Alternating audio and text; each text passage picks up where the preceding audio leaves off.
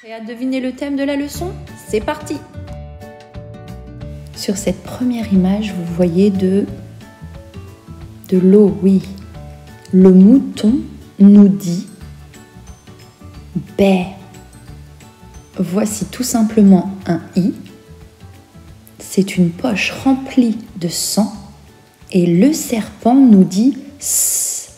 Nous allons parler de l'obéissance.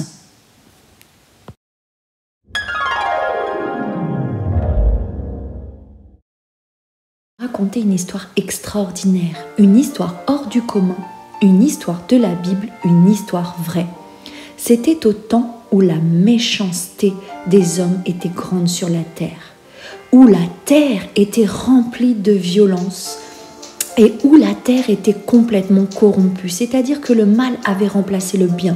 Cela amena un jugement de Dieu. Dieu dit « Je vais détruire toute la terre ainsi que tous les hommes qui s'y trouvent. » Mais heureusement, il se trouvait un homme qui a été trouvé juste aux yeux de Dieu. Il était intègre, il n'avait en lui aucun péché et il a trouvé grâce aux yeux de Dieu. Il s'appelait Noé.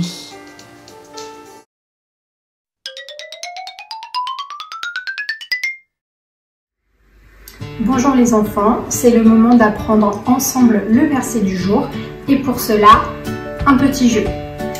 Un petit jeu mais pas trop compliqué.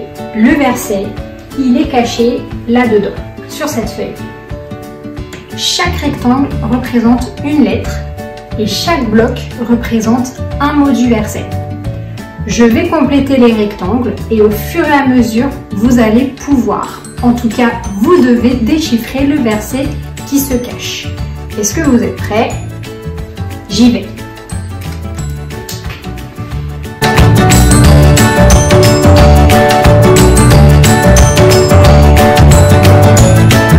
Ok, je m'arrête 2 secondes, histoire de vérifier que, en tout cas de réexpliquer.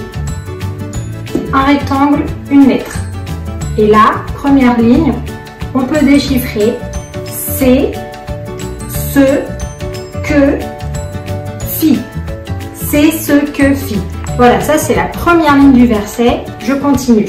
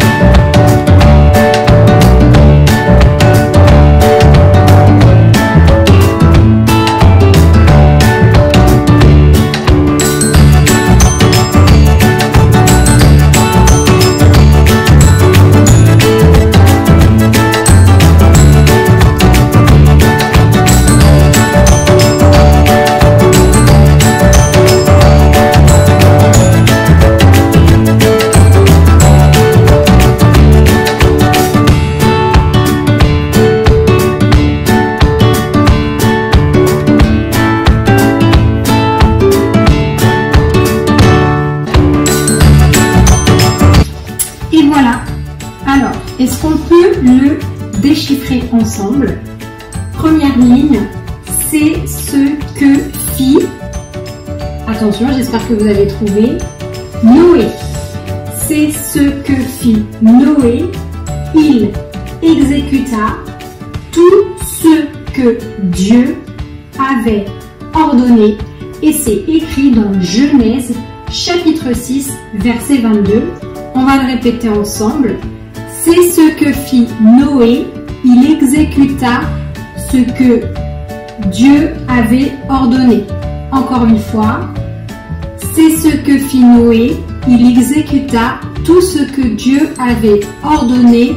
Genèse 6, verset 22. Une dernière fois, c'est ce que fit Noé, il exécuta tout ce que Dieu avait ordonné. Genèse 6, 22. Les enfants, ce que Dieu a demandé à Noé de faire pour échapper à son jugement est absolument inimaginable, complètement incroyable. On pourrait même dire complètement fou. Imaginez, il devait construire une arche en bois, c'est-à-dire un énorme bateau. Au beau milieu des terres, il n'y avait aucun point d'eau, pas de rivière, de lac, de mer, rien. Et il devait quand même faire cet énorme bateau. Il devait mettre un mâle et une femelle de chaque animal dans cette arche. Et ensuite, il rentrait, lui, toute sa famille et tous ceux qui voudraient bien l'écouter pour échapper au jugement de Dieu.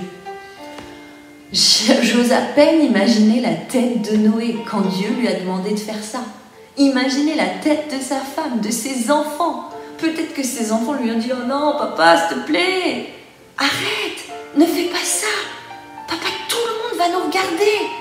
Papa, tout le monde va se moquer de nous, s'il te plaît. » On ne sait pas ce qui s'est dit.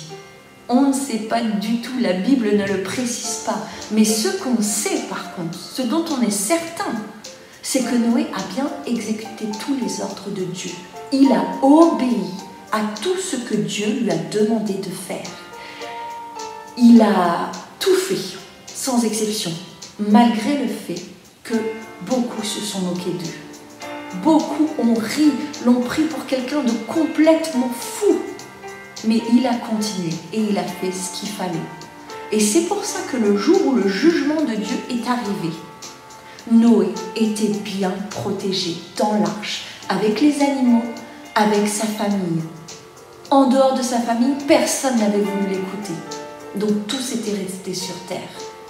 Le jugement de Dieu est arrivé et a détruit tout ce qui se trouvait sur la surface de la terre. Tous les êtres vivants, des hommes aux animaux et tout ce qui avait pu être construit a été détruit. Seul Noé a survécu avec sa famille et les animaux. Tout ce qui se trouvait dans l'arche a pu être sauvé. Par son obéissance, Noé a été sauvé, lui, sa famille et tous les animaux qui se trouvaient dans l'arche.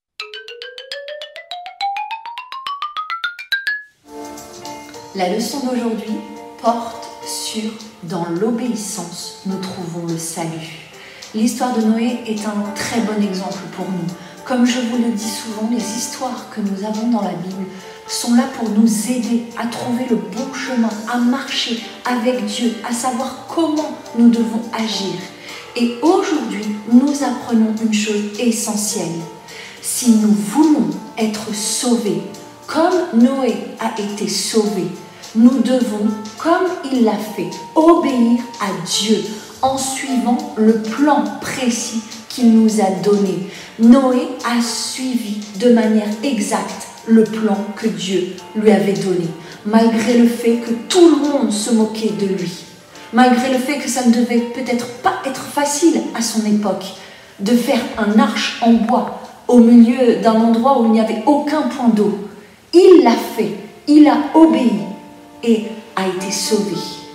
Nous avons reçu un plan de Dieu. Ce plan, ce sont les étapes du salut qui nous disent comment être sauvés aujourd'hui. Nous allons les reprendre ensemble pour terminer. La première étape, c'est la foi. Croire que Jésus est le seul vrai Dieu. La deuxième étape, la repentance. Demander pardon à Dieu pour tous nos péchés. C'est lui qui est venu sur la terre et qui a payé le prix de sa vie pour nos péchés. La troisième étape, être baptisé au nom du Seigneur Jésus par immersion, c'est-à-dire entièrement plongé dans l'eau et commencer une nouvelle vie en Jésus. Quatrième étape, recevoir le Saint-Esprit, être rempli du Seigneur Jésus et parler une autre langue. Et dernière étape que nous devons faire chaque jour, c'est vivre une vie de sainteté, faire de notre mieux pour ne pas pécher, pour prier et lire la parole de Dieu, écouter les enseignements de la parole de Dieu. En accomplissant cela, nous serons sauvés. Nous allons prier tous ensemble. Ça fait plusieurs fois que nous enseignons sur cette leçon des étapes. Mais prenez le temps, encore une fois les enfants, de réfléchir où vous en êtes aujourd'hui. Engagez-vous ce matin à suivre le Seigneur Jésus. Repentez-vous sincèrement. Décidez de le suivre, de vous faire baptiser. Décidez de le recevoir dans votre cœur. Ça dépend de vous. Le Seigneur veut le faire. Il suffit de vous approcher de lui. Décidez de vivre une vie sans péché tous les jours, de lire votre Bible tous les jours, de prier tous les jours, et vous serez sauvés. Prions ensemble. Seigneur Jésus, Dieu Tout-Puissant, Roi de gloire, nous te bénissons, Seigneur Jésus, ce matin, Seigneur. Tu vois chaque enfant qui regarde, Seigneur, cette leçon ce matin, Seigneur. Je te prie de les visiter là où ils sont, Seigneur. De les toucher par ta puissance, Seigneur. Et de leur permettre, Seigneur, de s'engager avec toi ce matin, Seigneur. Nous ne sommes pas dignes de toi, Seigneur. Et je veux personnellement te demander pardon pour mes fautes, Seigneur. Et m'engager, Seigneur, à vivre pour toi pleinement, Seigneur. À lire ta parole, Seigneur. À prier tous les jours.